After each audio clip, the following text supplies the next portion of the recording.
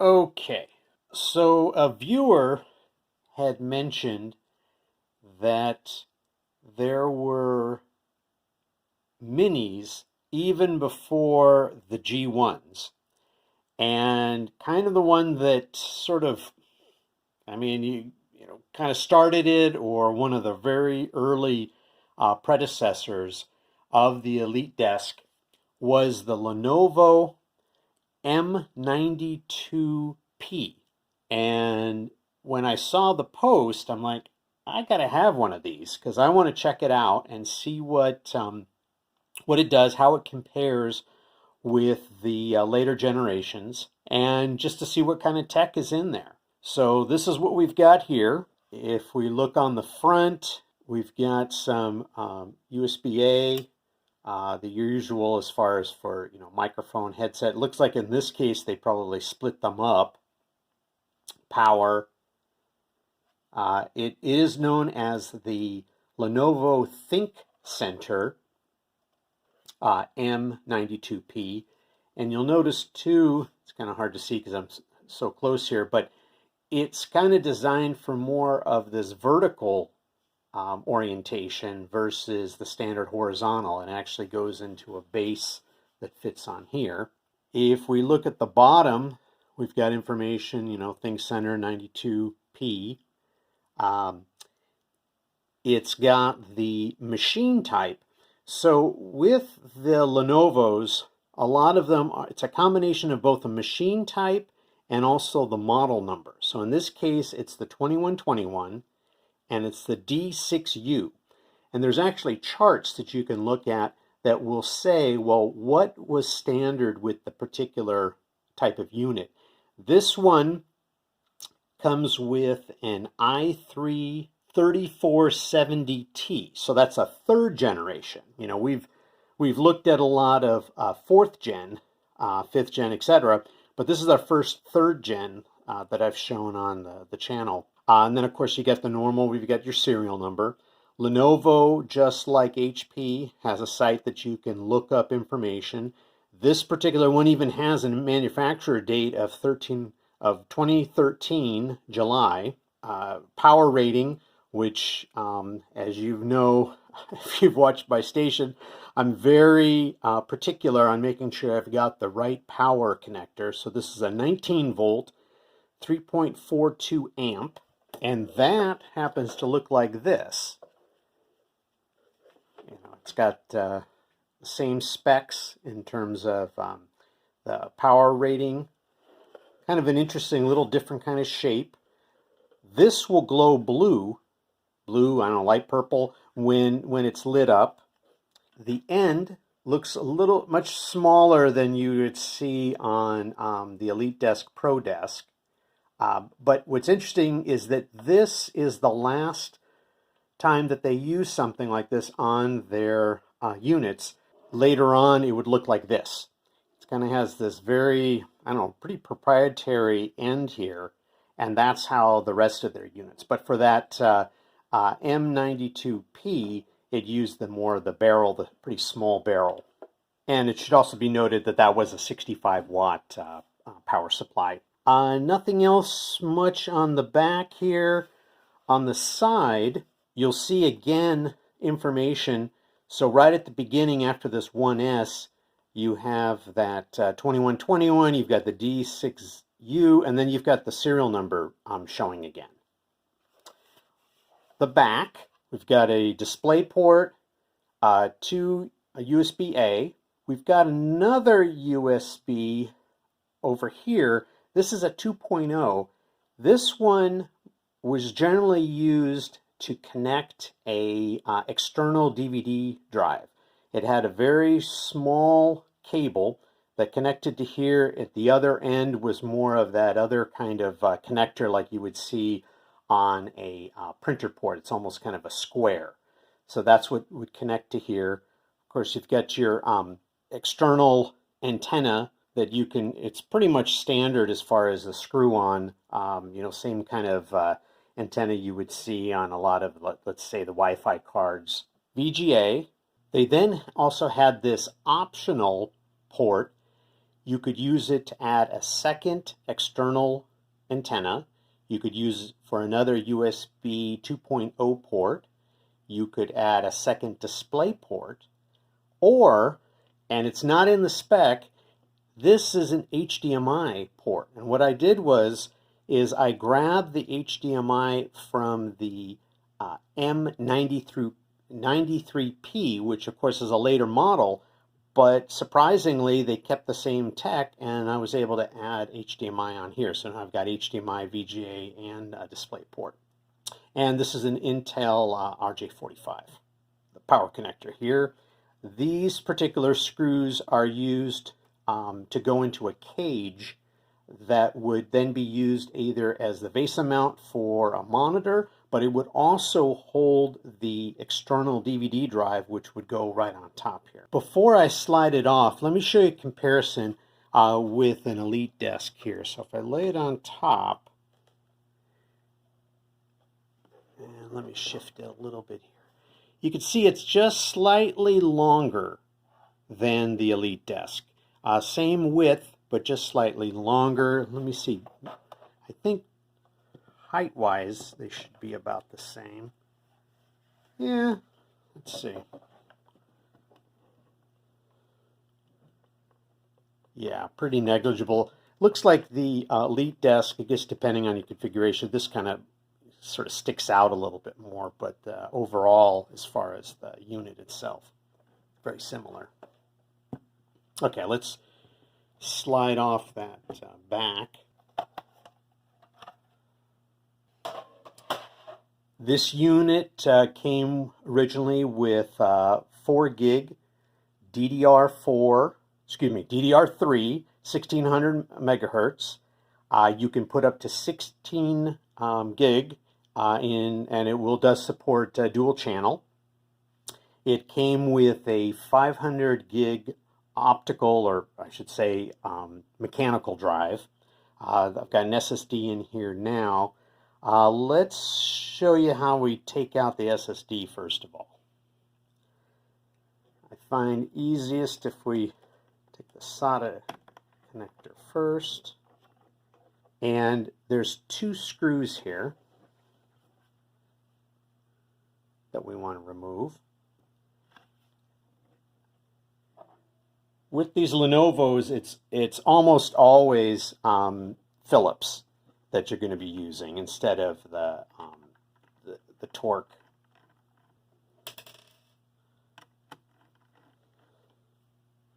Okay, down here, they're kind of resting on little notches inside of these 2 stays that are coming up. So we're going to kind of push it down slightly till they get into the space where we can actually pull them up. All right, now you want to be careful because the front speaker is right here. It's kind of connected in. Here's the actual speaker, and here's the connector. So depending on how you want to do it, you could disconnect it from that right there, or you can kind of lean it nicely. This I only put in the 2 screws, but no, oh, can't see that in frame. Normally this would have 4 screws here. I only just did the 2, so let's take those out. And sometimes when you're getting these units, these will have been lost. So I was lucky in the one that I got, they actually included it in a little bag. So that's something to maybe look for. Obviously, if it already has a mechanical drive or SSD in there, good chance that you'll still get these screws back. Okay, then we can just take this guy out.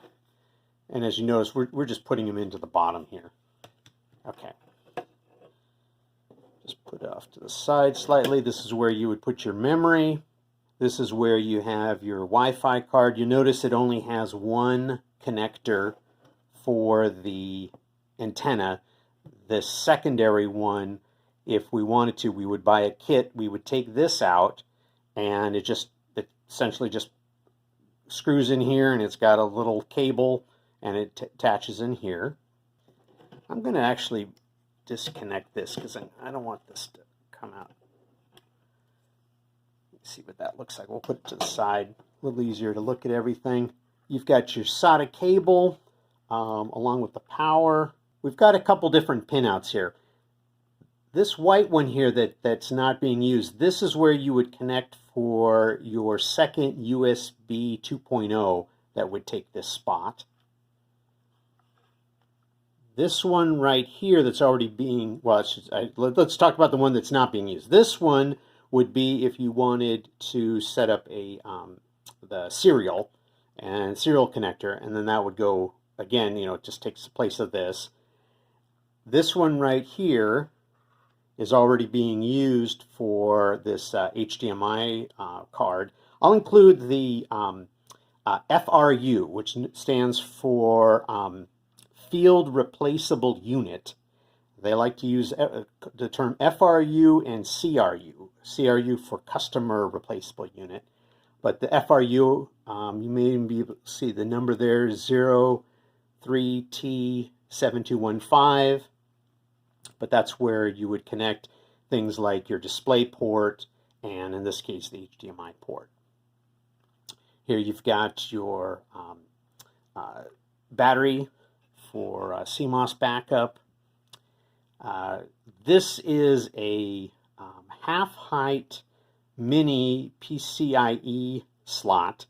I was able to use one of those adapters that allows you to use this slot and then to put in, let's say, a 2230 drive. And you really have to, though, cut it down as much as you can in order to clear this network port here. The problem was you can never really get it to boot from it. So it could see it as a secondary drive, and that worked fine. So if that's something you like to do, then that would give you another place that you could put some sort of drive. This does not support M.2. There are no M.2 ports on here. That comes much later in the generations. You've got your heat sink and your fan. Let's take those out now. We'll do the fan first. Take these. Now, one thing with these is that you do have to take the screws out. Meaning, as opposed to just leaving them in, it just didn't seem to give you enough space because they're still sort of dangling there and getting in the way. So you do have to remove them all if you want to get the fan completely out. So, and I should say is, considering this unit is, what is it, almost 12 years old now, the fan was just whisper quiet. It was, I mean, even with the top off. So kudos to and I know I've seen the same brand used on the HPs also. So then we just kind of, oh, I think we're gonna have to take the heatsink off. I did this, off camera, and I just probably didn't put them in the right order in terms of what to do. So let's do the heatsink first. I want to put some new thermal paste on the CPU anyway. So with this, they want you to kind of go in sort of a cross pattern. I think they consider this maybe the one position. It goes like 1, 2, 3, 4, something like that. So we'll loosen. I think they have you loosen one and then completely remove the other. Okay, we'll do this one. Slightly loosen. Pull that right out. Pretty clean. But I'm gonna use some isopropyl. Now we can take that fan out. There we go. Even then it's a little, let's see, a little ornery. Let's see, it's probably, oh, it's probably this guy is tangling it. So let's, that way you can also see how these are removed. I'm impressed with how much stuff is in here and how tight everything is. I know that obviously all of these 1 liter units try to cram as much in, but considering this was one of the first, they did a pretty good job, and just a testament to the good engineering. All right, now we can move it a little bit. Now we've got a little more wiggle. There we go. There, that's what it looks like with the fan. And there's the fan header. Okay, I'm going to get some isopropyl, clean up the CPU, and clean up the heatsink, and we'll put in on some new thermal. Okay, we're going to have a nice clean heatsink, nice clean CPU, and let me grab my thermal, and we'll pop some on there. One thing I should have noted is before you take off the heatsink, mine didn't have it, but there's sometimes a part on here, I think it's basically a sensor that tells you whether the top has been taken off. And you have to disconnect it from the motherboard before you'll be able to get the whole heatsink off. So let's put this guy back on. Actually, let's put this fan back in first. Make sure we get it situated.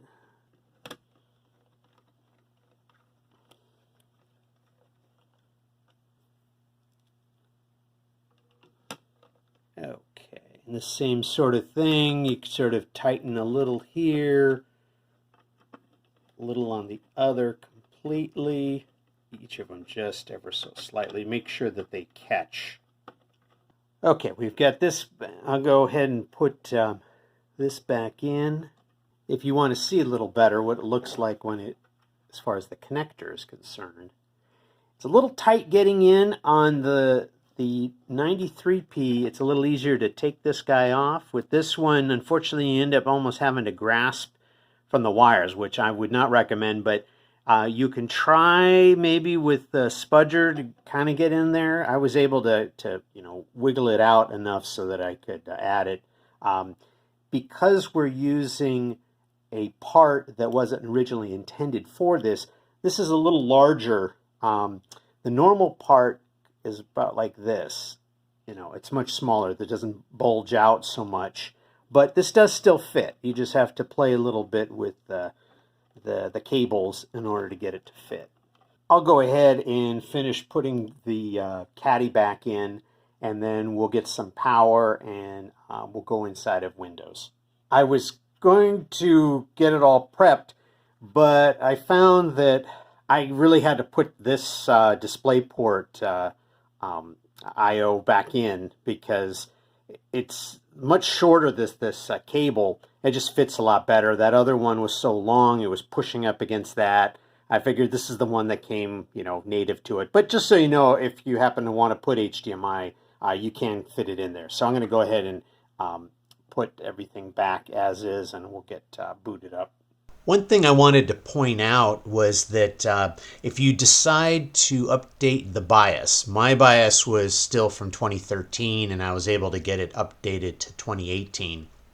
There is no way to update the BIOS from BIOS, meaning there isn't like where you have the EliteDesk where you can connect via the network.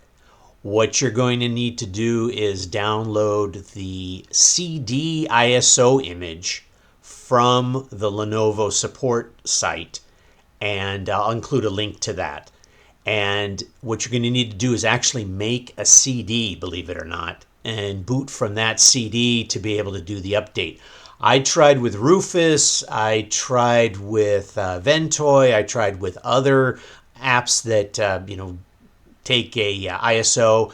They didn't like the ISO format that this came in. So the only thing that seemed to work is burning it to a CD. Now, I know a lot of people don't have them. You may need to get one of these externals that just runs off of the, the USB power and do it that way. But that was the only way that I found that could do it. I was getting errors when I was trying to do it via the OS. The same steps worked fine when I did it on a Lenovo M93p Mini. Okay, so we're inside of Windows. Came right up. I brought up hardware info to look at some of the thermals. The machine's been sitting all night, so it's nice and cool. Came right up.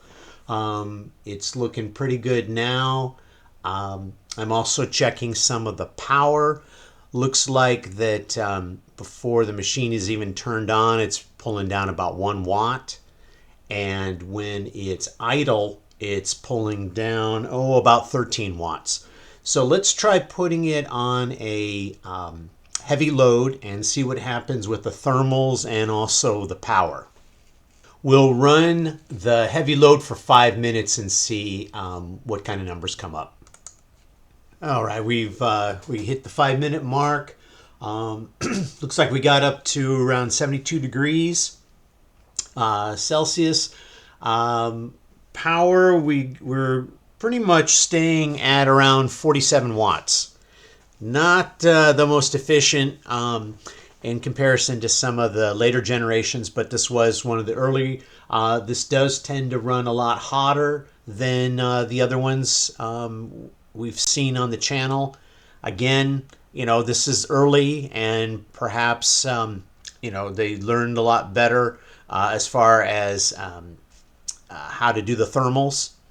If you look at the next generation, which is the M93p, it's got a pretty intense heat sink that includes copper, etc. So let's stop it and see how it reacts to the heavy load going away. Well, it does look like it is cooling down, not quite as rapid as we've seen with other units. The power did go back down to the 13-14 watt area, and so at least, which pretty much indicates that it's not doing anything extra with the fan. You can change the fan to, by default, it wants to do more quiet, they call it acoustic, versus thermal. Did try some experiments in which I went with the thermal. Didn't seem to make a whole lot of difference in terms of the overall cooling. So let's also look then at some of the numbers for the Geekbench. For Geekbench, this is our unit right here. One of the slower of the single core. It's actually even slower than kind of that hockey puck thing that we were looking at a couple months ago, both in the single core and multi-core. And considering we're looking at an i5 versus an i3, if we look down at another i3, which is the 260, it's the 260 generation 1 is still faster than the particular this M92p Tiny. So do I, or would I recommend this Lenovo ThinkCentre M92p Tiny? I would only recommend it for those people that perhaps are collectors, people that just want, all the different kinds of minis out there, and maybe they want something like this because of the fact that it's, one of the first, it's the legacy, it sets the stage for future. I'm not impressed by the fact that if some certain areas that I have trouble with in terms of this unit. Number one, no M.2, so we don't have any expansion with that. It's still using the half-height mini PCIe for the Wi-Fi. The thermals, very high on there. The CPU, of course, is third generation, very old. So, if you put all those together, it's hard to then say, well, maybe I could use it for some low power thing. You could, but then the thing is that oftentimes for something that doesn't have low power, maybe it would be something that you would want to make sure that it doesn't overheat. Maybe you're going to put it somewhere. I do like the quiet fan, so that is a plus. So, yeah, I wouldn't spend a whole lot on this. And again, maybe more for those people that just want something more like a collectible.